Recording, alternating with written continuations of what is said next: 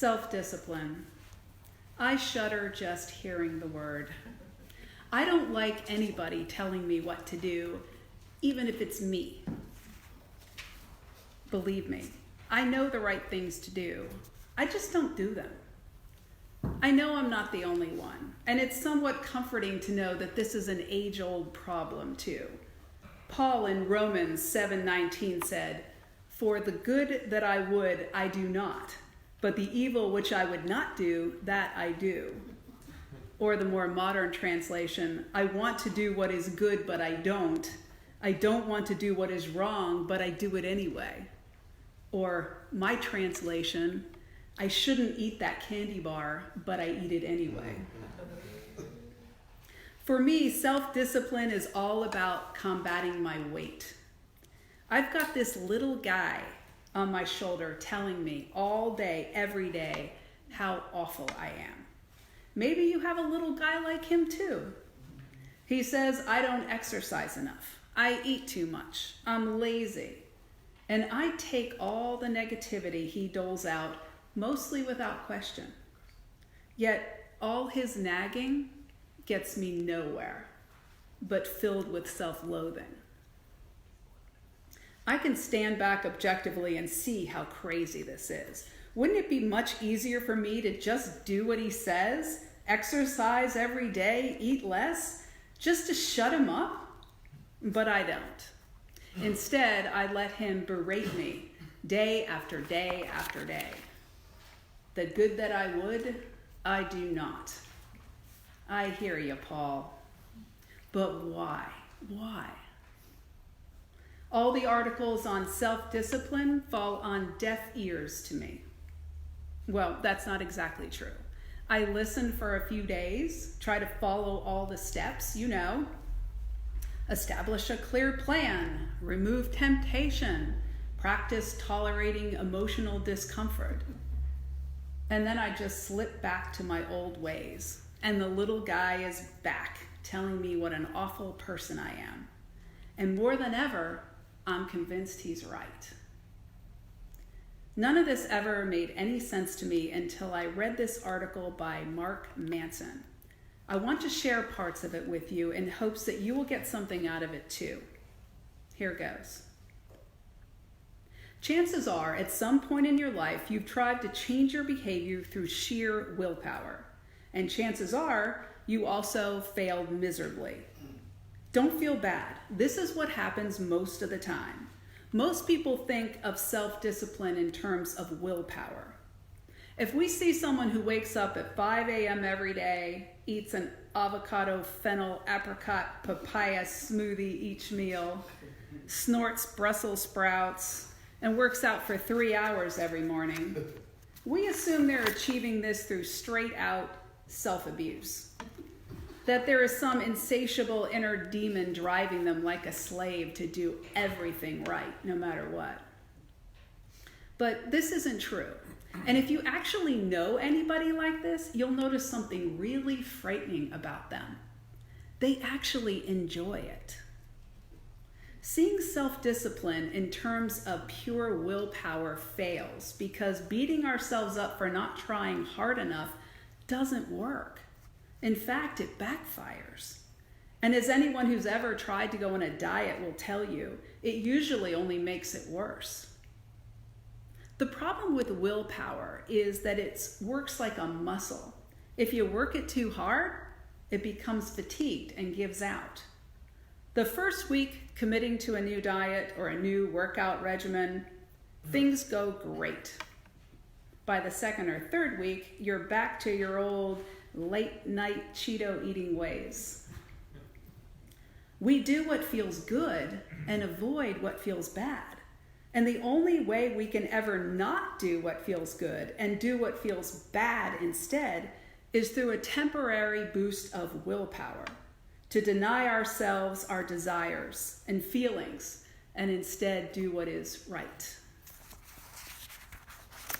Throughout history, virtue was seen in terms of this sort of self-denial and self-negation. To be a good person, you had to not only deny yourself any pleasure, but you had to show your willingness to hurt yourself. You had monks hitting themselves and locking themselves in rooms for days, not eating or not even speaking for years on end. This classical approach is where our assumption that willpower equals self-discipline originally comes from. It operates on the belief that self-discipline is achieved through denying or rejecting one's emotions.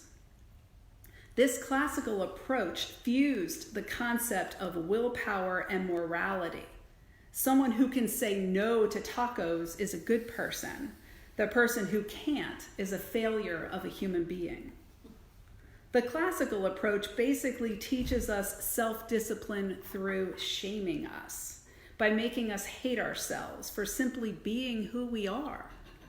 And the idea is, once we're saddled with a significant amount of shame about all the things that bring us pleasure, we'll be so full of self-loathing and terrified of our own desires that we'll just fall in line and do what we're told.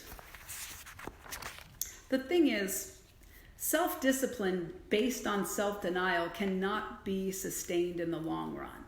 It only breeds greater dysfunction and ultimately results in self-destruction. Here's the problem with all of this, and it's so obvious once you hear it, I can't believe we have to say it. Any emotionally healthy approach to self-discipline must work with your emotions rather than against them. You can will yourself to go to the gym if you don't feel like it for a few days, but unless the gym ends up feeling good in some way, you will eventually lose motivation, run out of willpower, and stop going. Ultimately, self-discipline is not based on willpower or self-denial. It's actually based on the opposite, self-acceptance. Let's say you're trying to lose weight, and your big hang-up is that you run through about 3 liters of ice cream each week. You're an ice cream fiend. You've tried stopping through willpower. You've told your husband or wife to never buy ice cream again in a desperate attempt to blame them for your shortcomings. But nothing's worked. Not a day goes by when you don't down about 1,000 calories of creamy goodness. And you hate yourself for it. And that's your first problem. Step 1 to self-discipline is to de-link your personal failings from moral failings. You have to accept that you cave to indulgence. But this doesn't necessarily make you a horrible person. We all cave to indulgence in one shape or form. We all harbor shame. We all fail to rein in our impulses. And we all like a good bowl of ice cream now and then. This sort of acceptance is way more complicated than it sounds. We don't even realize all the ways we judge ourselves for our perceived failings. Thoughts are constantly streaming through our heads, and without even realizing it, we're tacking on, because I'm a horrible person, to the end of a lot of them. I messed up that project at work because I'm a horrible person. My parents are going to be here in 20 minutes and the house is a mess because I'm a horrible person. Other people are good at this, but I'm not because I'm a horrible person. Heck, you might even be tacking on these self-judgments right now while hearing this. Man, I judge myself like this all the time because I'm a horrible person. Here's the thing. There's a sort of sick comfort that comes from these self-judgments.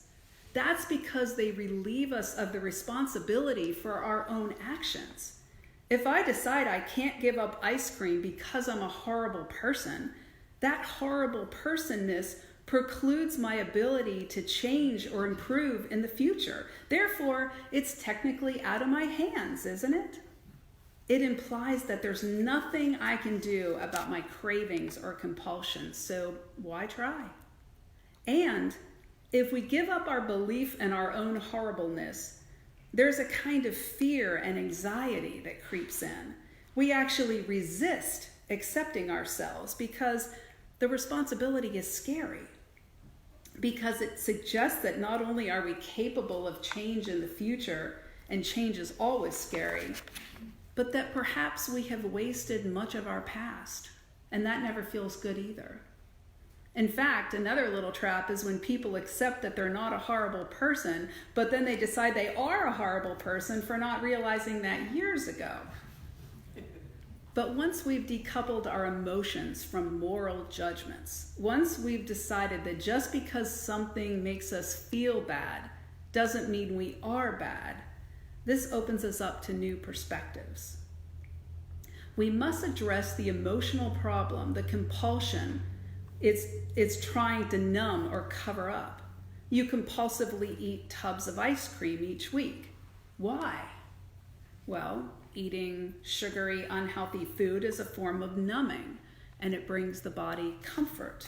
It's sometimes known as emotional eating, and the same way that an alcoholic drinks to escape her demons, or the overeater eats to escape his. So, what are these demons? What is that shame? Find it, address it, and most importantly, accept it. Find that deep, dark, ugly part of yourself. Confront it head on, allowing yourself to feel all the awful, icky emotions that come with it. Then accept that that is part of you, and it's never going to go away. And that's fine. You can work with this rather than against it. And here's where the magic happens. When you stop feeling awful about yourself, two things happen. One, there's nothing to numb anymore. Therefore, suddenly those tubs of ice cream seem pointless. Two, you see no reason to punish yourself. On the contrary, you like yourself, so you want to take care of yourself. And it feels good to take care of yourself. And incredibly, that tub of ice cream no longer feels good. Instead, it makes you feel sick and bloated and gross. Similarly, exercising no longer feels like this impossible task that you'll never be up for. On the contrary, it replenishes and enhances you. And those good feelings start showing up that make it feel effortless. But you don't necessarily have to do this deep therapeutic work to gain self-discipline. Simply understanding and accepting your emotions for what they are can allow you to work with them instead of against them. Here's one way to do this. Call up your best friend and tell him to come over. Take out your checkbook, write out a check for $2,000 to them, sign it, and give it to them. Then tell them that if you ever eat ice cream again, they can cash it. Done. Eating ice cream will now cause a much greater emotional problem than the one it's trying to solve. And as if by magic, refraining from eating ice cream will begin to feel really good. Social accountability works in the same way. It's much easier to meditate for a long time if you're in a room full of people than it is to do it by yourself. Why? Because when you're in a room full of people, you don't want to be that one lone idiot who gets up and walks out after 3 minutes like you do at home. The social pressure makes it so that not meditating causes a bigger emotional problem than meditating the full amount of time. You can also do this through positive reinforcement. Find ways to reward yourself for doing the correct behavior. Research shows that this is actually how new habits are formed. Do the desired behavior and then reward yourself for it. Once you resolve much of your shame, and once you've created situations to provide greater emotional benefits from doing the desired behavior than not doing it, what you end up with is the appearance of airtight self-discipline without actually putting forth any effort. You end up with discipline without willpower. You wake up early because it feels good to wake up early. You eat kale instead of smoking crack because it feels good to eat kale and it feels bad to smoke crack. You exercise because it feels better to exercise than it does to sit around covering yourself in a thin layer of Cheeto dust. It's not that the pain goes away. No, the pain is still there. It's just that now the pain has meaning. It has purpose. And that makes all the difference. You work with the pain rather than against it. You pursue it rather than run from it. And with every pursuit, you get stronger and healthier and happier. And eventually, from the outside, it will look as though you're putting forth monumental effort, that you have this endless reservoir of willpower. Yet to you, it will feel like nothing at all. May it be so.